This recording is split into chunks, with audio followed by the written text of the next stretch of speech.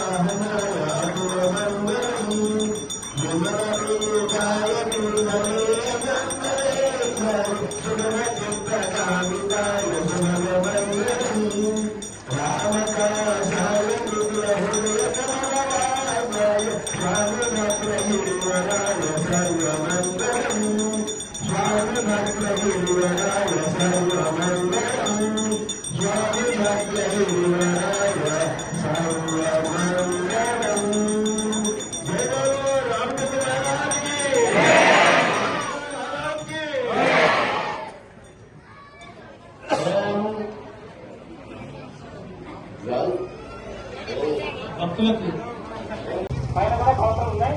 అవి కాసేపు నాకు స్టార్ట్ అవుతాయి. అవి ఈ కళ్యాణ కట్టిన వాళ్ళకి దాటాలి. తర్వాత కళ్యాణానికి వేరే దానాలు ఇచ్చిన వాళ్ళందరికీ కూడా